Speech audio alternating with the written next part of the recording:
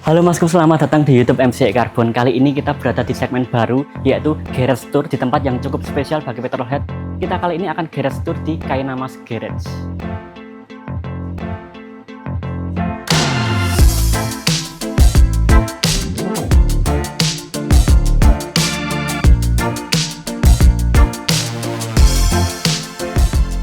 Oke Masku, sekarang kita sudah berada bersama owner dari Kainamas Garage bersama Mas Nathan. Boleh dikenalin Mas?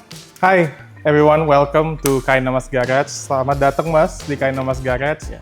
Kita KG ada di Jakarta dan kedatangan MCI Carbon dari Jogja. Wah, luar biasa nih. Ya. Jadi di video kali ini Mas, kita mau Garage Tour ke Kainamas Garage nih Mas. Let's go. Soalnya ini tempat cukup menarik ya Mas, ini mobil-mobil kayak gini, tempatnya konsepnya juga menarik. Yeah. Dan ini juga sebenarnya segmen baru di MCI Carbon Mas, Garage Tour. Sebelumnya itu di MCI Carbon belum ada Garage Tour. Dan ini salah satu segmen baru di MCI Carbon, Garage Tour. Dan di video pertama kali ini kita cukup menarik karena di Kainamas Garage ini mobil-mobilnya cukup oke Mas, detail-detailnya bagus kayak gitu. Unik lah ya. Ya unik kayak gitu. Ada karakter gitu ya. Ya, punya karakter sendiri ya. Iya. Mas, ini aku mau tanya nih Mas, ini awal mulanya gimana kok mau berdiriin bangun Kainamas Garage tuh gimana Mas? Apa yang bikin mendorong Mas akhirnya aku pengen bikin garasi bikin bengkel sendiri kayak gitu? Good question. Jadi kayak gak banyak yang tahu sih, tapi gue spill di sini ya. Yeah. Jadi basically Kainamas Garage itu dari tahun 2020 pas COVID ya waktu itu ya kalau dipikir ya. Nah, kita waktu itu kepikiran dari keluarga, kan namanya kan Kainama itu nama keluarga kita ya basically. Nah, dari dulu itu kita main mobil dan kita tuh basically mau mencoba gimana caranya kita bisa self-dependent gitu loh. Jadi kita nggak perlu mobil-mobil itu yang kita punya, yang kita koleksi, itu harus ke bengkel dulu dan kita nggak jelas kapan jadinya gitu kan. Dan kita kan suka modifikasi dan kita juga suka restorasi gitu kan. Jadi kita kepikiran gimana caranya kita bisa survive sendiri nih, tanpa ada elemen luar dan bengkel luar yang bisa bantu gitu kan. Jadi as basic as kita ganti oli gitu, kita ganti oli, kita bisa sendiri dong gitu kan. Nah ini di mana tempat ini kita bisa eksperimen gitu. That's why waktu itu Kainamas Garage saja itu hanya untuk itu sih sebenarnya sih, agar kita bisa self-dependent dan kita bisa rawat mobil-mobil kita sendiri tanpa ada intervensi luar gitu, basically gitu. Berarti bisa ngerjain mobil-mobil spesial ini sendiri kayak gitu? Iya, sendiri. Basic stuff, tapi suatu hal yang kita bisa belajar dan kita bisa lakuin sendiri. Gitu. Ya.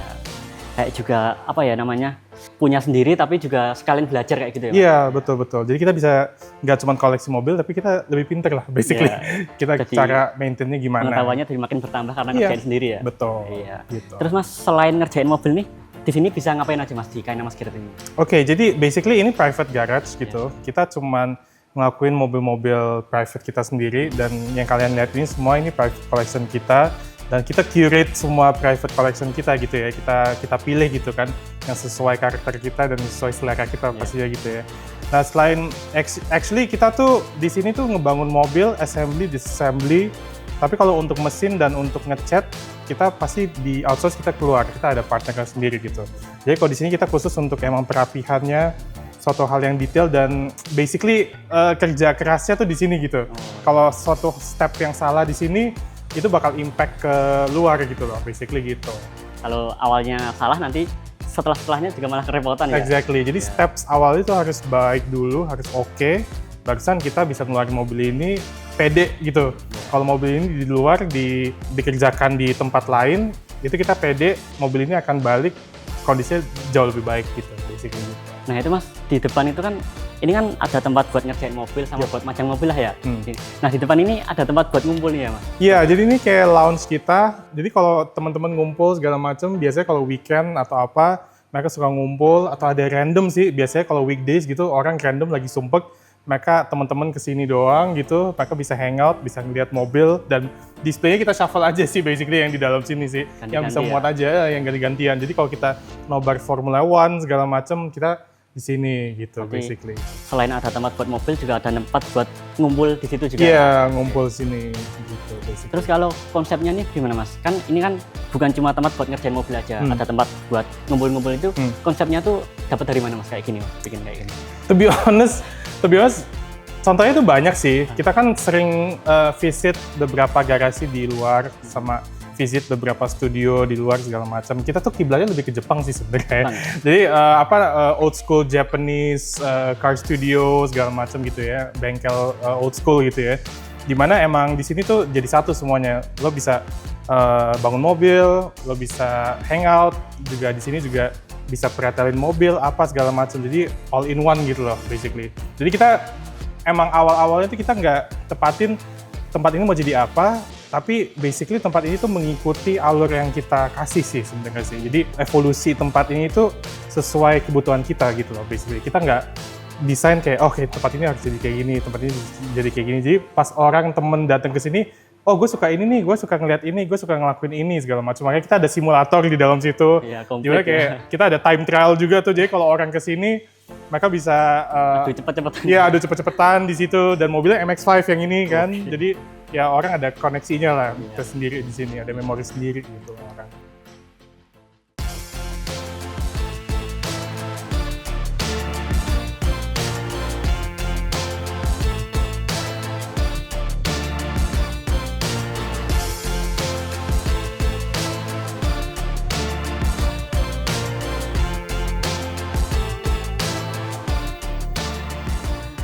Kalau tadi kan konsep bengkel ya, konsep bengkelnya kayak gitu. Kalau konsep modifikasi di sini tuh lebih ada nggak sih Mas, kayak lebih mentingin OEM look atau racing look kayak gitu Mas? Oke, jadi kalau di kita, kalau personally ya, personally speaking, gue tuh suka banget yang namanya style OEM Plus namanya. OEM Jadi without kita altering looks-nya, atau bukan looks-nya sih, lebih ke mechanical-nya kita nggak otak-atik, tapi looks-nya itu kita enhance gitu loh. Basically kayak, ya, for example ini gitu ya, dari MCI Carbon, dimana Carbon Hood ini inspired by GRMN style gitu kan. Jadi kita tuh lebih modifikasi yang plug and play gitu modelannya. Jadi kalau kalian lihat tuh kayak R34, warnanya juga unik. Ini juga E31 warnanya Laguna Green namanya gitu. Jadi warna-warna yang emang mungkin nggak pernah masuk sini, tapi modifikasinya tuh klimis, tapi tanpa iteration yang gila-gilaan gitu loh. Nggak berlebihan ya? Iya, kita namanya OM Plus sih namanya. OM Plus sih. ya? Iya, OM Plus gitu. Kalau ini Mas, kalau kayak detail modifikasi yang ngebedain Kainama sama tempat-tempat lain tuh ada nggak Mas? Kayaknya kalau di tempat-tempat lain kan pastinya ada keunikan sendiri ya gitu ya. Tapi kalau di kita sih basically kita lebih formula dari mobil itu datang awal sampai akhir itu kita mungkin ada kejelasan diapain gitu loh. Jadi kita tahu nih kayak ini gitu ya, kayak GR Yaris walaupun mobil baru, tapi apa nih yang kita lakuin biar nggak sacrifice kondisi originalnya, tapi kita upgrade gitu loh basically. Mungkin itu sih yang kita, specialty kita tuh di situ. Kita bisa ngeliat, oke, karena kita tahu produksi mobil itu sangat ribet gitu ya. Jadi gimana caranya kita nggak downgrade mobilnya dan nggak macam-macamin mobilnya, tapi mobilnya masih perform well gitu loh, basically gitu sih kalau kita. Jadi kelihatan mobilnya tuh seamless kayak gitu ya? Seamless, betul. Modifikasinya seamless. Kayak kesannya kayak nggak pernah diapa-apain, tapi ada beberapa performance parts yang nempel. Tampilannya cakep gitu ya? Iya, gitu. Terus juga Mas, aku pernah nonton YouTube-nya Kainama Mas itu, Mas pernah bilang kalau mostly yang dimodif di sini tuh kayak bohlam, kalau ada lampu bohlam itu diganti sama lampu LED. Itu gimana Mas ceritanya? Menarik. Oke, ini menarik nih. Jadi ini experience yang gue lewatin semasa, kita dari 2020 ya, berarti udah 6 tahun ya. 6 tahun. Jadi 2 tahun yang lalu kita tuh restorasi Land Rover Discovery One namanya.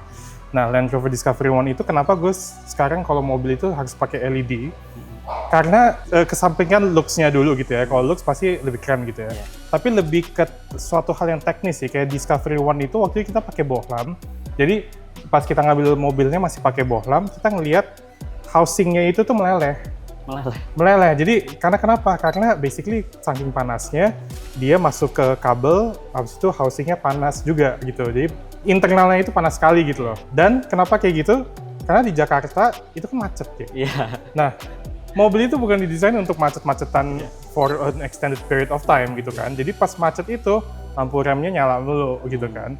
Nah, logisnya kalau misalnya itu lebih adem dalamnya, pasti itu efeknya itu nggak se-ekstrim itu gitu kan. Nah, that's why bohlam LED itu sangat penting. Kayak 944 nih, kita ganti LED, voltasenya turun.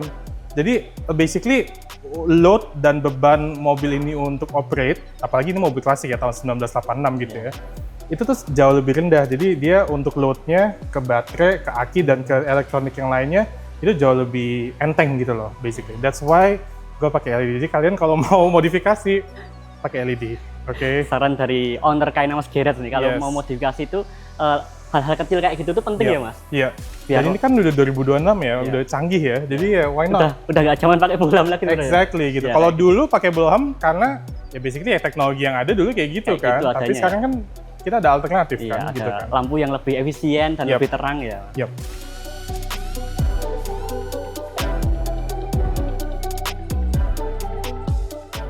Dan ini Mas, ini kan ada kelihatannya ada banner-banner Vertex nih. Ini sebenarnya Mas Nathan yang suka sama Vertex atau ada something spesial antara Kainamas sama Vertex nih Mas? Oke, ini cerita yang menarik ya. Jadi kita kenal Vertex itu udah berapa ya? 3 tahun kayaknya. 3 tahun. Kita pertama kali ketemu itu mereka tuh di Tokyo Auto Salon Malaysia waktu itu.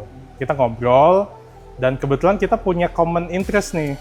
Dan common interestnya itu itu melebihi dari mobil. Basically mereka Vertex itu juga didirikan oleh keluarga. Jadi basis fondasi company mereka tuh kekeluargaan, which is what we have juga. Kainamas ya? Iya, jadi KG itu kan emang kekeluargaan dan mereka juga kekeluargaan juga. Jadi kita connect di situ instantly. Kita suka mobil-mobil JDM, so I thought, okay, let's introduce Vertex to Indonesia dan kita menjadi bukan salah satu sih, kita the only one yang introduce Vertex officially di Indonesia pertama kalinya. Wah, jadi dari situ orang mulai aware Vertex itu apa dan mereka mulai masuk IMX waktu itu kan, dan mereka masih pameran di mana segala macam, dan setiap kali mereka ke Indonesia pasti kita selalu undang mereka untuk hosting dan makan bareng lah basically gitu Vertex. Jadi KG ini menjadi satu-satunya ya Mas, satu-satunya dealer resmi Vertex di Indonesia Mas. Ini keren banget nih Mas. Iya. Terus juga ada nggak sih Mas kayak visi pas ngerjain mobil tuh tujuannya tuh buat apa Mas sebenarnya kalau di sini ya? Oke. Sebenarnya visinya itu kok mobil itu beda-beda ya. Maksudnya kayak dan tergantung itu klasik atau enggak sebenarnya.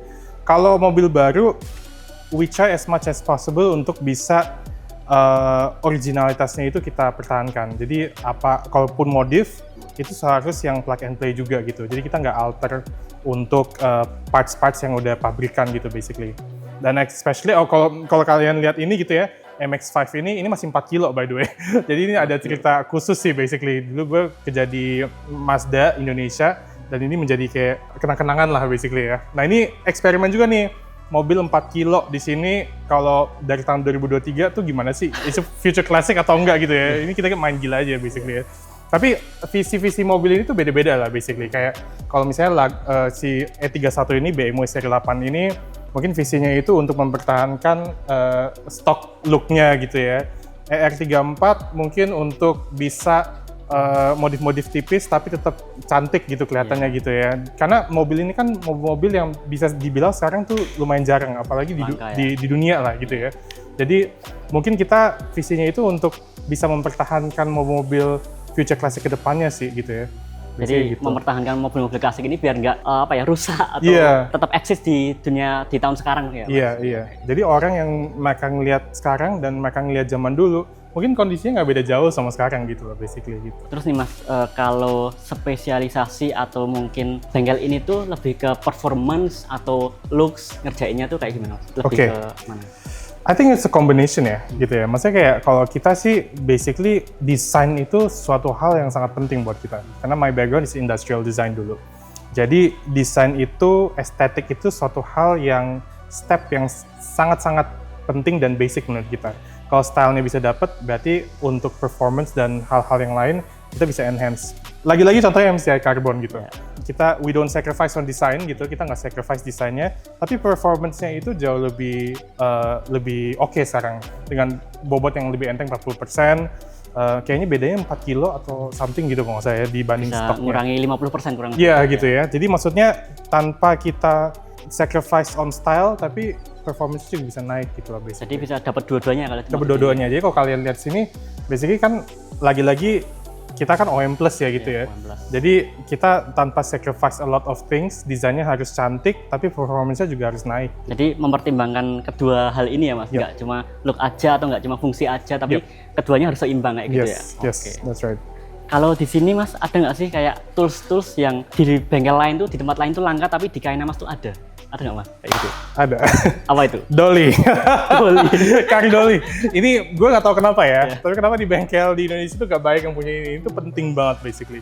Kari Dolly ini tuh, ini aneh ya, tapi dibanding lift, dibanding ada untuk angkat mesin, car dolly itu sangat penting karena basically kita bisa save a lot of time untuk manuver mobil-mobil yang mungkin problematic juga, kayak E31 nih.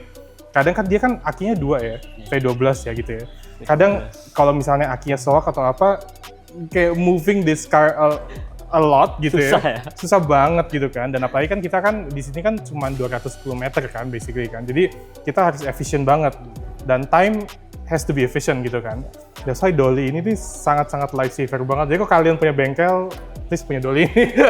Itu hal penting yang bengkel lain jarang punya ya. Iya, investasi yang lumayan tapi untuk jangka ke depannya 10 tahun ke depan ini sangat-sangat helpful banget. Kalau workflow pengerjaan di sini tuh gimana Mas, dari awal tuh sampai selesai itu kayak gimana? Oke. Jadi kalau untuk formulanya itu kita simple sih. Jadi kita tuh formula itu mobil datang, kita pretelin. Kenapa kita pretelin total? Walaupun itu mobil cakep, bening gitu kelihatannya gitu ya. Tapi kita nggak pernah tahu kan dalamnya itu kayak gimana gitu kan. Kadang di luar bagus tapi dalamnya. Exactly gitu kan. Dan kalau kita nggak pretelin dari awal, it will end up costing more gitu loh. Jadi kita bakal spend lebih di depan di kemudian hari gitu loh basically. Nah, why not kita pretelin semuanya? Dan kita bisa ngelihat dalamnya apa, ada karet nggak, mungkin dia main audio nih, ada riwayat main audio, harus kita kabelnya kita sambung ulang. Mungkin juga ada baut-baut yang nggak komplit, dan itu suatu hal yang kita ngelihat banyak banget tuh di mobil, apalagi mobil tahun 86 gitu ya, yang tangannya udah banyak gitu ya, baut-baut itu nggak komplit gitu. Jadi that's why pertama pas mobil itu datang, kita pretelin total, kita analisa, oke, mobil ini perlu apa aja, barusan kita kirim ke bengkel cat untuk dicat. Jadi kalau untuk cat itu kita biasanya nggak kerak total, kita cat siram. Nah, ya. Setelah kita udah selesai peratelian mobil itu total, kita langsung kita kirim ke bengkel cat itu untuk dicat siram. Jadi kalau gue sih I don't believe cat kerak total itu tuh suatu hal yang harus dilakuin ke semua mobil. Jadi depending on the situation, mobil itu perlu atau enggak digituin gitu. Tapi kalau kita sih biasanya kita cat siram ya, karena itu simple gitu. Dan kita nggak terlalu mengekspos besi aslinya gitu loh ya kan basically. Nah setelah itu cat selesai, mobil itu datang balik ke sini, kita assembly ulang. Nah selama mobil itu ada di bengkel cat, mau barang-barang yang turun di sini kita rapiin semua gitu. Jadi kalau untuk 86 ini yang Porsche ini banyak banget yang kita rapiin kan, karena ini kan mobil tahun 86 gitu ya. Jadi ada baut yang kita kompletin, bumpernya kita rapihin, sama untuk bracket-bracketnya kita juga cat ulang segala macam gitu. Jadi pas datang ke sini, udah kita tinggal assembly, time-nya lebih efisien gitu basically. Dan lebih leluasa nggak dikejar deadline ya Mas? Iya, deadline-nya hampir nggak ada, tapi kita tuh nggak pernah molor biasanya. Jadi kita kalau kita tentuin, it's like 4 months, 5 months, kita 4 bulan sampai 5 bulan, atau sebelum 5 bulan kita udah selesai, basically gitu. Jadi standarnya kayak gitu ya Mas? Iya, lagi-lagi kita punya formula spesial sih, namanya one car, one rack. Jadi satu mobil itu hanya harus punya rack yang khusus. Jadi kalau misalnya kita bongkar mobil ini, ya itu racknya khusus gitu. Jadi pas kita assembly ulang, kita udah tahu, kita note down kita apa aja nih yang kita perlu ambil dari rack ini untuk mobil ini, gitu basically gitu. Biar nggak bingung ya? Exactly, mudah, kan? Kita nggak bingung. Oke Mas, karena ini adalah channel karbon, nggak mungkin kalau kita nggak bahas karbon.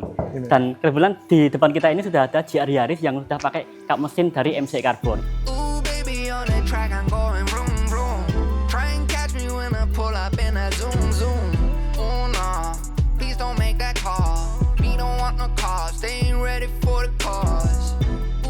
Sebelum masuk ke GR Yaris dulu Mas, menurut Mas Nathan nih, gimana pandangannya Mas Nathan soal fenomena sekarang ini kan banyak mobil yang udah pakai part-part karbon buat gantiin part aslinya kayak gini Mas. Itu menurut Mas tuh ngejar looks aja atau memang konsepnya kayak gitu Mas?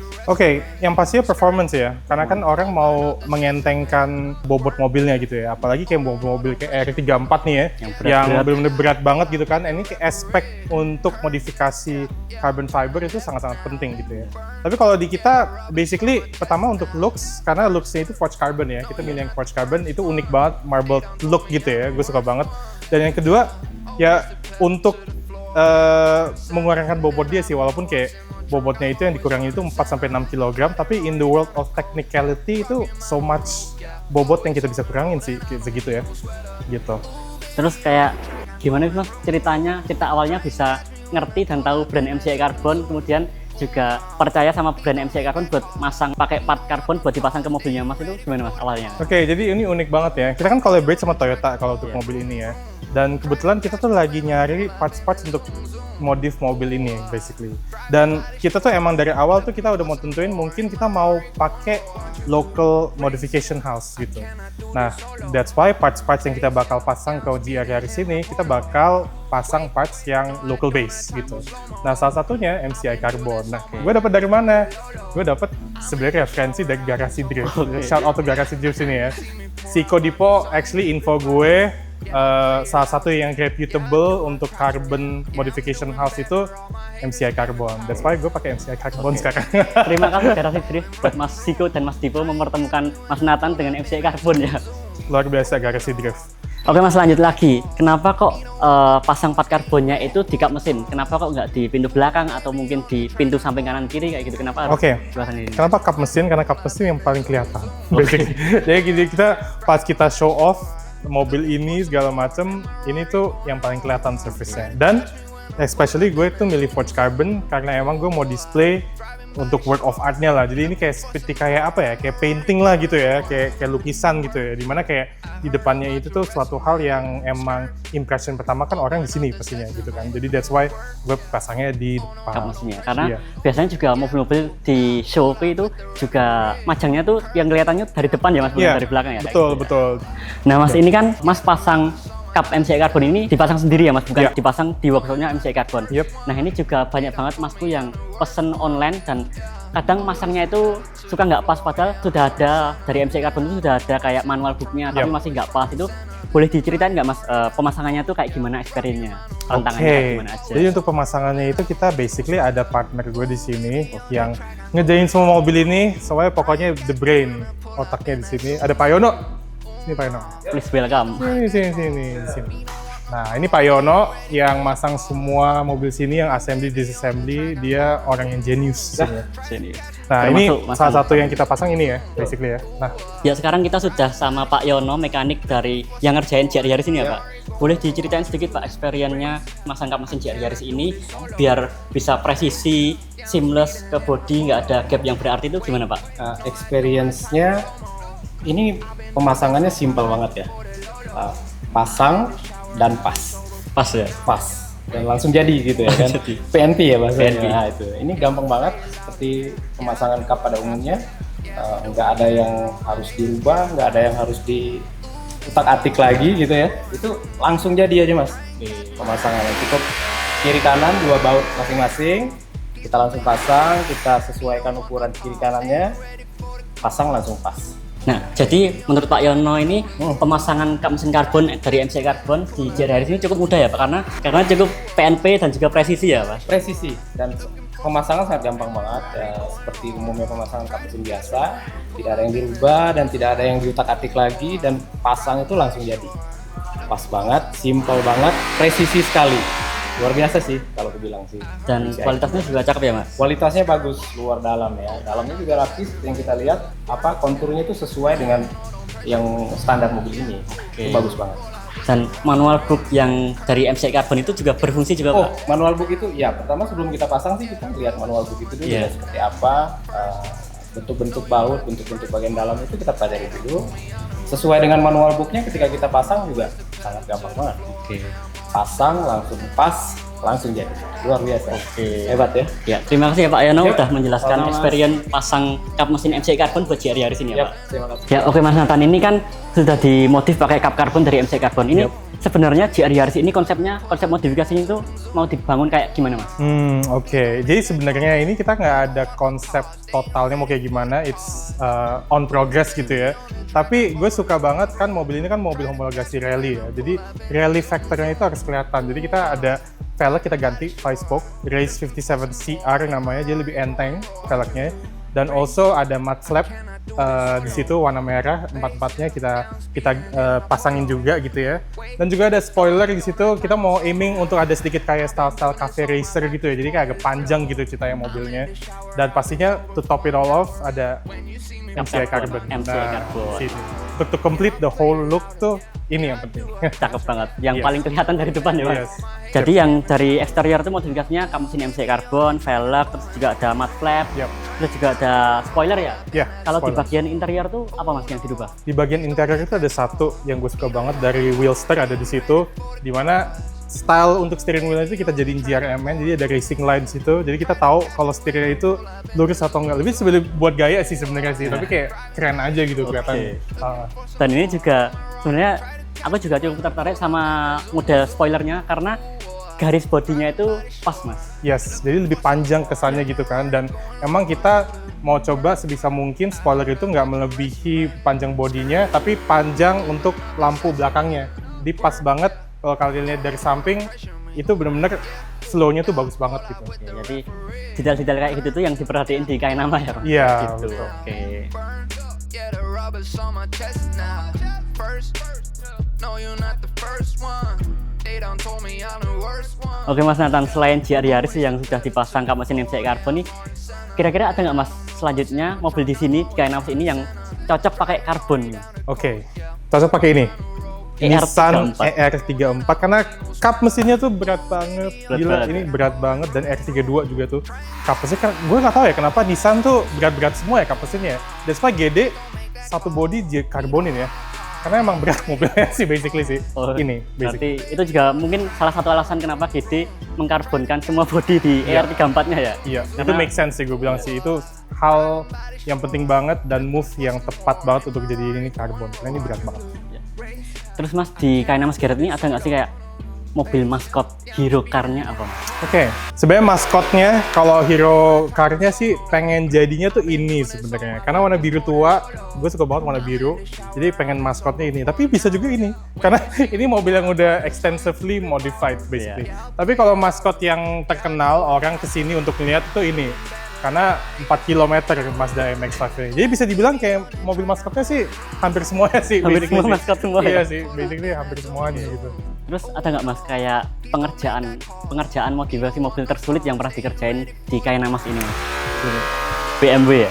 Iya, lebih bukan modifikasi sih, lebih kayak restorasi. Karena ini mobil nih kayak mobil konsep. Jadi emang bukan mobil produksi kayak gue bilang ya, emang didesainnya ya. Karena ini complicated banget sih. Apalagi teknisnya itu dia akinya 2 V12.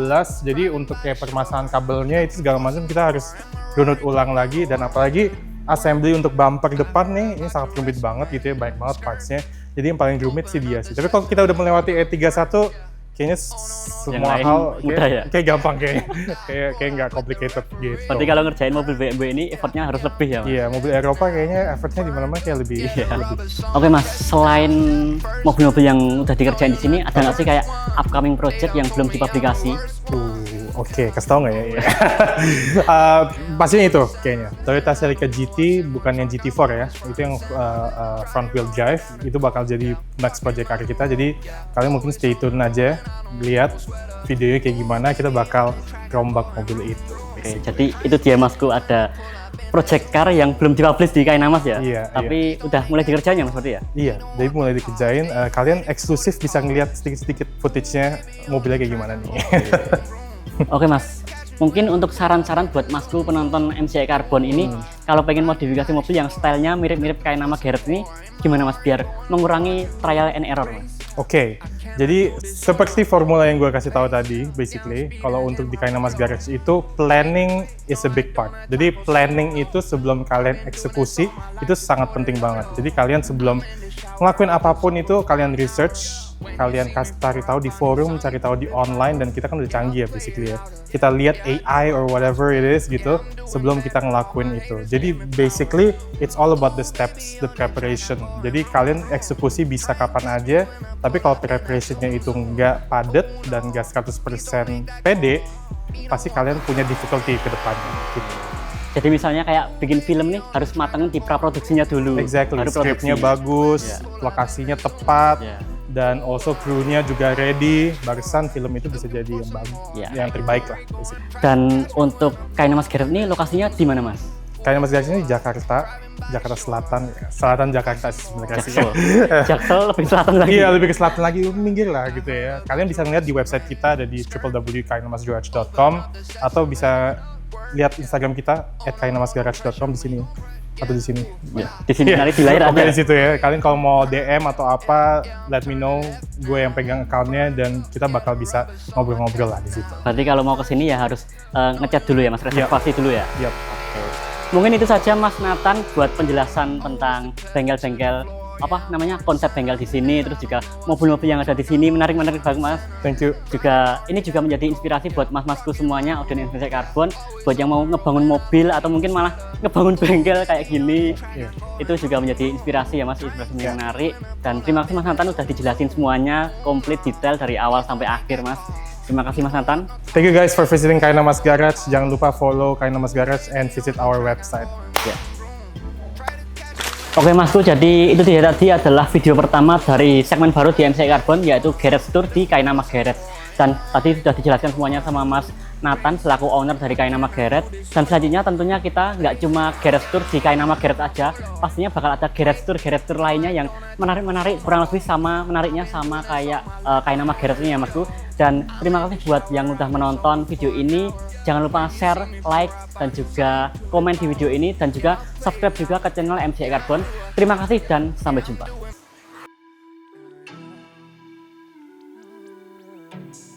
Ooh, baby, on that track, I'm going vroom, vroom. Try and catch me when I pull up in that zoom, zoom. Oh, no, please don't make that call.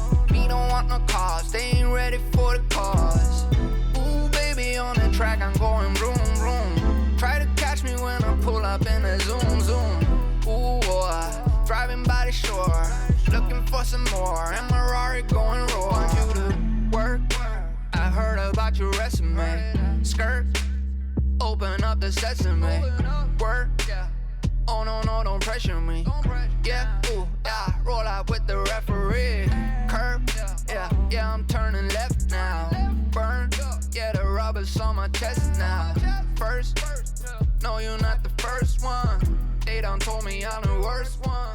Yeah, always the pedal to the floor. Yeah, I'm more than center.